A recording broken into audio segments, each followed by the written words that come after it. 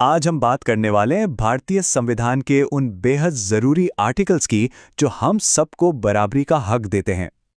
और यही वो वादा है जो हमारे संविधान के दिल में है, सबके लिए समानता। इसी वादे को आज हम समझने वाले हैं। तो ये जो वादा है, इसे हकीकत में कैसे बदला जाता है, इसके लिए हमारे संविधान में हैं 5 मजबूत पिलर्स, यानी आर्टिकल्स 14 से 18। यही वो आर्टिकल्स हैं जो इस वादे को सिर्फ कागज पर नहीं रहने देते, बल्कि इसे हमारा असली हक बनाते हैं। ये 5 आर्टिकल्स हमारे फंडामेंटल राइट्स यानी मौलिक अधिकारों की नींव है और इसीलिए इनको समझना बहुत बहुत जरूरी है। ठीक है, तो चलिए शुरू करते हैं पहले पिलर से, आर्टिकल 14। ये आर्टिकल साफ साफ कहता है कि कानून की नज़र में हर कोई, बिल्कुल हर कोई बराबर है। अब इसमें एक बहुत दिलचस्प बात है। आर्टिकल 14 में बराबरी को पक्का करने के लिए 2 अलग अलग कॉन्सेप्ट्स का इस्तेमाल किया गया है। पहला है इक्वालिटी बिफोर लॉ, जो एक ब्रिटिश आइडिया है। इसका सीधा सा मतलब है कि कोई भी कानून से ऊपर नहीं है, कोई खास प्रिविलेज नहीं मिलेगा। दूसरा है इक्वल प्रोटेक्शन ऑफ लॉज, जो एक अमेरिकन कॉन्सेप्ट है। यह कहता है कि एक जैसी सिचुएशन में फंसे लोगों के साथ कानून एक जैसा ही बर्ताव करेगा। तो एक तरफ कोई कानून से बड़ा नहीं और दूसरी तरफ कानून सबके लिए एक जैसा। ये दोनों मिलकर एक मजबूत ढाल बनाते हैं। लेकिन क्या इसका मतलब यह है कि हर किसी के साथ बिल्कुल एक जैसा ही बर्ताव करना होगा? हमेशा नहीं, कभी कभी ये अनफेयर हो सकता है। यहीं पर कॉन्सेप्ट आता है रीजनेबल क्लासिफिकेशन का, यानी उचित वर्गीकरण। सोचिए इनकम टैक्स के बारे में। जिनकी आमदनी ज्यादा होती है वो ज्यादा टैक्स देते हैं और जिनकी कम वो कम। ये भी तो एक तरह का भेदभाव है ना? लेकिन इसे सही माना जाता है क्योंकि इसका एक लॉजिकल, एक रीजनेबल आधार है।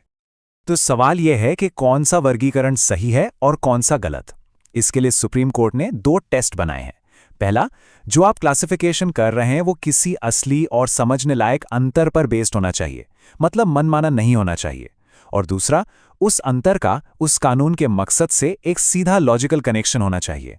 अगर ये दोनों शर्तें पूरी होती हैं तो वो क्लासिफिकेशन बिल्कुल जायज़ है।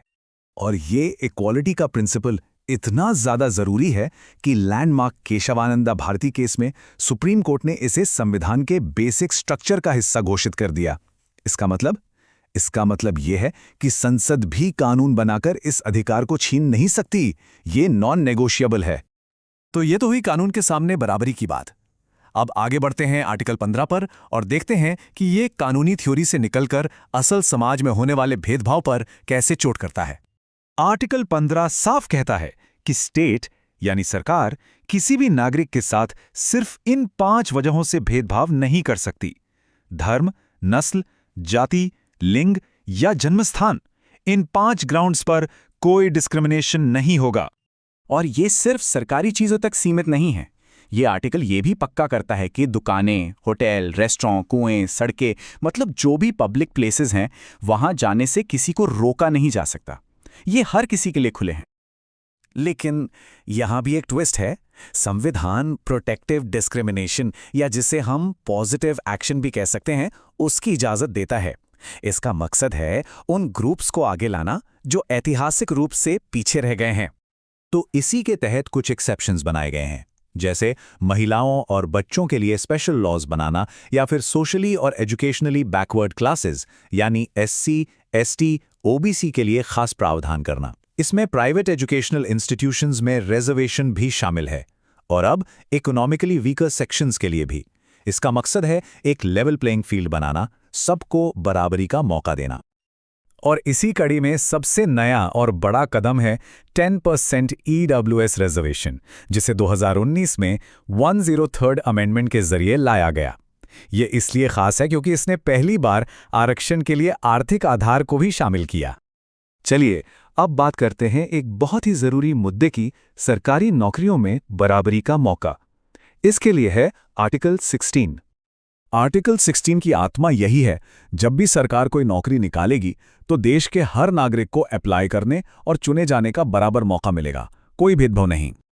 लेकिन हाँ, आर्टिकल 15 की ही तरह यहाँ भी कुछ एक्सेप्शंस हैं। जैसे संसद चाहे तो किसी खास नौकरी के लिए उस राज्य का निवासी होने की शर्त लगा सकती है। और सबसे जरूरी, पिछड़े वर्गों के लिए नौकरियों में आरक्षण का प्रावधान भी यहीं से आता है। यहां तक कि 77th अमेंडमेंट के बाद एससीज और एसटीज के लिए प्रमोशन में भी आरक्षण का रास्ता साफ हुआ, ताकि उनका सही रिप्रेजेंटेशन सुनिश्चित हो सके। अब आते हैं हमारे आखिरी दो पिलर्स पर, आर्टिकल 17 और 18। ये दोनों आर्टिकल्स हमारे समाज में सदियों से चली आ रही कुछ बहुत बड़ी गलतियों को सीधे सीधे खत्म करने के लिए बनाए गए हैं। आर्टिकल 17 शायद हमारे संविधान के सबसे पावरफुल और डायरेक्ट स्टेटमेंट्स में से एक। ये कहता है अनटचेबिलिटी इज अबॉलिश्ड, यानी अस्पृश्यता या छुआछूत को खत्म किया जाता है। ये सिर्फ एक कानून नहीं था, ये सदियों पुरानी एक सामाजिक बुराई पर एक जोरदार नैतिक हमला था। और संविधान सिर्फ खत्म किया जाता है कहकर रुक नहीं गया, उसने इसे एक दंडनीय अपराध भी बना दिया। किसी भी रूप में छुआछूत मानना एक क्राइम है। इसी को लागू करने के लिए the protection of civil rights act 1976 जैसे कड़े कानून बनाए गए, जैसे किसी को मंदिर में जाने से रोकना या किसी सार्वजनिक कुएं से पानी लेने से मना करना, ये सब कानूनन जुर्म है। और फिर आता है आर्टिकल 18 जो उपाधियों यानी टाइटल्स को खत्म करता है। इसका मकसद सिर्फ महाराजा, राजा, सर जैसे टाइटल्स हटाना नहीं था।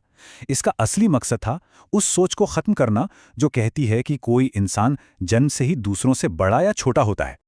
तो एक तरफ महाराजा, राजा, राय बहादुर, सर जैसी उपाधियां जो अंग्रेजों के जमाने से चली आ रही थीं, उन्हें खत्म कर दिया गया। लेकिन दूसरी तरफ जो नेशनल अवार्ड्स हैं, जैसे भारत रत्न, पद्म विभूषण, पद्म भूषण, पद्मश्री, ये दिए जा सकते हैं, क्योंकि ये जन्म के आधार पर नहीं बल्कि किसी की असाधारण योग्यता या सेवा के लिए दिए जाते हैं।